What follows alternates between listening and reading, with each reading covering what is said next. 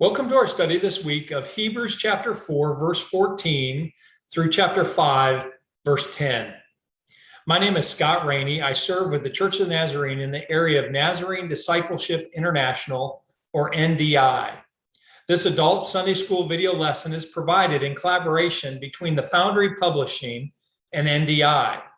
The Sunday school lesson is intended to support the local church's efforts to make disciples who make disciples. Please feel free to use this video in any way that helps your church or families. When we began this series of Faith Connection lessons 4 weeks ago on the letter to the Hebrews, we said that this letter was more like a sermon than a typical letter. If this letter were written as a pastor's sermon to Hebrew people in the early church, today's lesson would be the main point of the message. The key to the supremacy of Christ is in his qualifications to be humanity's great high priest. This topic begins in Hebrews chapter 4, verse 14, and will dominate the writer's attention all the way to Hebrews chapter 10, verse 25. The role of a high priest in ancient Israel was essentially twofold. First, the high priest represented God to the people. Think about an arrow coming down from God to man.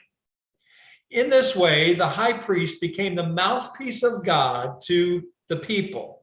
He articulated God's words of instruction, encouragement, and correction to the people. Second, the high priest represented the people to God. Think about an arrow going up from man to God. The high priest led the people into the presence of God, where confession, forgiveness, and reconciliation are made possible through the high priest's intercession. In Hebrews chapter 5 through chapter 7, the author argued for the legitimacy of Jesus' high priesthood. The problem with this declaration for Jews was that Jesus did not come from the correct tribe of Israel to be the high priest. Remember that Abraham's grandson, Jacob, had 12 sons. Each of the 12 sons became a tribe of Israel. God had set aside the tribe of Levi, one of Jacob's sons, to take care of the temple and all the things related to worship. And some of the Levites, those who descended from Moses' brother Aaron, were to serve as priests. The bottom line is that priests always came from the tribe of Levi. Matthew chapter 1 and Luke chapter 3 both trace the lineage of Jesus through the tribe of Judah, not Levi. No priest had ever come from the tribe of Judah. So how can Jesus be considered the great high priest? This is the topic of our passage for this week. Let's see what Hebrews has to say about Jesus' qualifications as the great high priest. Hebrews chapter 4, starting in verse 14. Therefore, since we have a great high priest who has ascended into heaven, Jesus, the Son of God, let us hold firmly to the faith we profess. For we do not have a high priest who is unable to empathize with our weaknesses, but we have one who has been tempted in every way, just as we are, yet he did not sin. Let us then approach God's throne of grace with confidence, so that we may receive mercy and find grace to help us in our time of need. Chapter 5. Every high priest is selected from among the people and is appointed to represent the people in matters related to God, to offer gifts and sacrifices for sins. He is able to deal gently with those who are ignorant and are going astray, since he himself is subject to weakness. This is why he has to offer sacrifices for his own sins as well as for the sins of the people. And no one takes this honor on himself, but he receives it when called by God, just as Aaron was. In the same way, Christ did not take on himself the glory of becoming a high priest, but God said to him, "You are my son. Today I have become your father." And he says in another place, "You are priest forever in the order of Melchizedek." During the days of Jesus' life on earth, he offered up prayers and petitions with fervent cries and tears to the one who could save him from death. And he was heard because of his reverent submission. Son though he was, he learned obedience from what he suffered, and once made perfect, he became the source of eternal salvation for all who obey him, and was designated by God to be priest forever, to be high priest in the order of Melchizedek.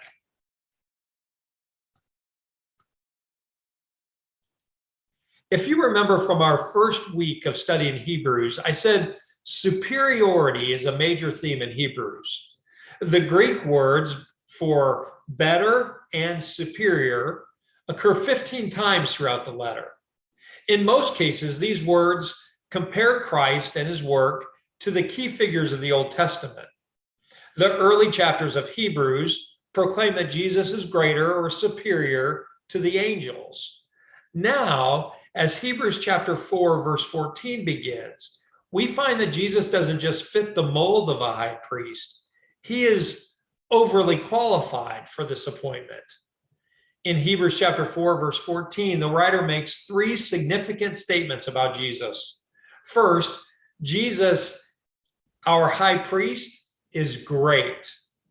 This emphasizes his superiority to all other high priests who have come before him. His greatness encompasses both his character and his work. Second, our high priest ascended into heaven. The Greek literally says that Jesus passed through the heavens. This makes Christ's exaltation the focus and makes us think of his ascension into heaven as described in Acts chapter 1, verse 9.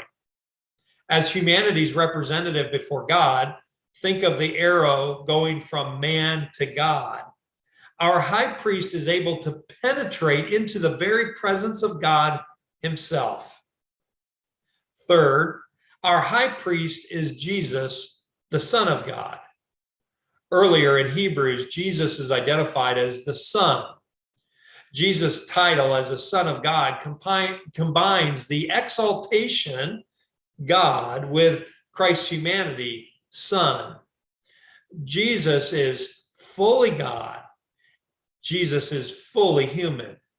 This makes his high priesthood superior to any other priesthood.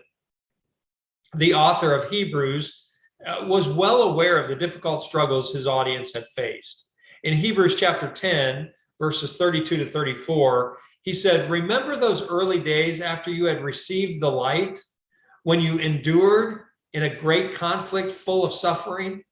Sometimes you were publicly exposed to insult and persecution. At other times, you stood side by side with those who were so treated. You suffered along with those in prison and joyfully accepted the confiscation of your property because you knew that you yourselves had better and lasting possessions." Because Jesus, the Son of God, is our great high priest who has ascended into heaven, we can hold firmly, or we can cling to the faith we possess, we profess. Jesus is our victorious great high priest. He has faced even greater challenges than we have. Instead of abandoning our faith in the midst of suffering and trials, believers need to hold fast to the commitment we have made in Christ Jesus. The exaltation of Christ, his high position, and his greatness might cause some to conclude that he was perhaps too remote or too removed from the people to help them. The writer of Hebrews makes clear in Hebrews chapter 4, verse 15, that Jesus is not distant from us, but rather is able to empathize with our weaknesses. Jesus doesn't just sympathize with us, that is, to understand us from his own perspective.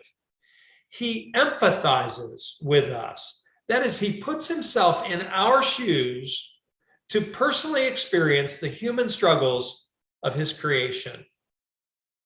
Jesus is uniquely qualified to represent his followers, that is us, before God, because he has participated in the depths of human suffering, pain, and even our temptations. Yet he did not sin.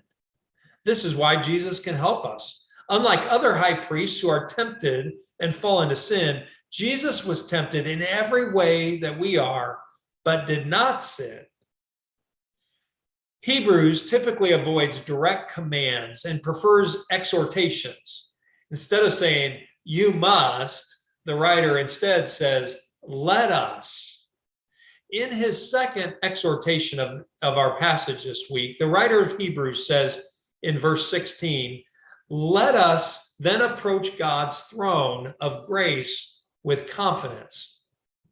Not unlike today, God's throne in Jewish religious culture was typically understood as the place from which God's judgment of sin proceeded. However, with Jesus as our effective high priest, God's throne becomes a place of grace. As high priest, Jesus, the Son of God, makes it possible for believers to receive mercy and find grace to help us in our time of need. Therefore, we can approach the throne of God with confidence. As we move from Hebrews chapter 4 to Hebrews chapter 5, the author begins to highlight the superiority of Jesus as high priest compared to that of the traditional high priest from Aaron's lineage. To do this, he begins by describing the way things have been in the order of Aaron. The first qualification of the high priest is that he's selected from among the people. The high priest is designated to represent the people in matters related to God. It is because the high priest identifies with the people as a fellow human being that the high priest is able to act and intercede on their behalf. His actions are primarily offering gifts and sacrifices for sins. Hebrews chapter 5, verse 1. But as high priest, a high priest does not choose himself for this role, nor is the selection made democratically by popular vote. Instead, the high priest is appointed. The appointment is made by God. Hebrews chapter 5, verse 4 states, the high priest receives the appointment when called by God, just as Aaron was. Because his descent from the divinely called lineage of Aaron, his chief qualification was his human weakness. This enabled him to deal gently with the ignorantly straying people, according to Hebrews chapter 5, verse 2. He had been there. He had done that. He understood their straying, their sinfulness, because as a high priest in Aaron's lineage, he too had strayed. He too had sinned. His own failures had obligated him to repeatedly offer sacrifices for his own sins as well as for the sins of the people. Hebrews chapter 5, verse 3. So the high priest is selected from among the people, appointed by God to act as a mediator between God and humans for the purpose of dealing with the problem of sin. This human system, however, was weaker than what has now been made available in Jesus Christ. The sacrifices had to be done every year, over and over again. The high priest had to start with himself, offering sacrifices for his own sins first. And the sacrifices of bulls and goats were only able to clean the outside of the person. Later in Hebrews chapter 9, verse 13, we read the blood of goats and bulls and the ashes of a heifer sprinkled on those who are ceremonially unclean, sanctify them so that they are outwardly clean. So how is Jesus better or superior as high priest? Well, let's look at Christ's qualifications. Earlier, we learned that Jesus qualifies as high priest by virtue of his humanity. Hebrews 2:17 says, "For this reason, he had to be made like them, fully human in every way, in order that he might become a merciful and faithful high priest in service to God, and that he might make atonement for the sins of the people." Christ also qualifies as high priest by virtue of his divine appointment. According to Hebrews chapter 5, verse 5, Jesus didn't take it upon himself to become high priest. God appointed him to this role. We find this appointment being declared through two quoted psalms. First, Psalm chapter 2, verse 7 says, "You are my son. Today I have become your father." The fact that Jesus was the Son of God uniquely qualified him to be mediator between God and humanity. Second, Psalm chapter 110, verse 4 says, "You are a priest forever in the order of Melchizedek." To understand the significance of this second quote from Psalm chapter 110, we will need to take a look a little closer at this person, Melchizedek, in the Old Testament. We find the story of Melchizedek in Genesis chapter 14, verses 18 to 20. Abram and his nephew Lot had recently immigrated to Canaan. They found the land too narrow for them to live together, so they separated. Abram settled in Canaan near Mamre at Hebron. Lot chose the Jordan Valley, later moving to Sodom, which was south of the Dead Sea. 4 foreign kings unexpectedly overran 5 cities of the Dead Sea Valley, including Sodom, where Lot and his family lived. These kings ruled there for 12 years. At the beginning of Genesis 14, we find that these 5 cities began to rebel against their captors. The rebellion, however, failed, and the conquering army ransacked Sodom and Gomorrah, confiscated everything of value, food and captives, including Abram's nephew Lot and his possessions. On hearing of his nephew's capture, Abram called up a posse of at least 318 of his own fighting men. Around the north side of the Sea of Galilee, they caught up to the army that had taken Lot captive. During the night, Abram and his men attacked and routed the army, recovering the possessions and the captured people, including Lot and his family. When Abram returned with Lot, they met up with the king of Sodom and a man named Melchizedek, who was the king of Salem. Salem is traditionally identified as Jerusalem. You can hear it in there, Jerusalem, Salem. Scholars suggest the name Melchizedek means king of righteousness.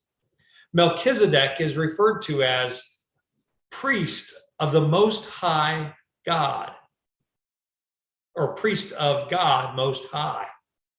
It's important to remember that this event with Abram was long before Jacob's sons were even in the picture. In other words, the Levites were not in existence. Aaron had not been born. So Melchizedek, the priest of God Most High, predates the lineage of the priesthood, yet he was a priest. The author of Hebrews connects this priestly office of Melchizedek to Jesus, the Son of God. It's interesting that Hebrews chapter 7, verse 3 reveals that Melchizedek was without father or mother, without genealogy, without beginning of days or end of life. Resembling the Son of God, he remains a priest forever. One commentator pointed out that Melchizedek comes from nowhere, blesses, and then utterly disappears. Both Melchizedek and Christ possess the power of an indestructible life, according to Hebrews chapter 7, verse 16, and therefore as our priests forever, according to Hebrews chapter 7, verse 24. So Jesus, the Son of God, is the superior high priest because he is priest forever in the order, not of Aaron, but in the order of Melchizedek, who came first and lasts forever. We've been speaking of Christ's superiority to all previous high priests of Aaron's lineage.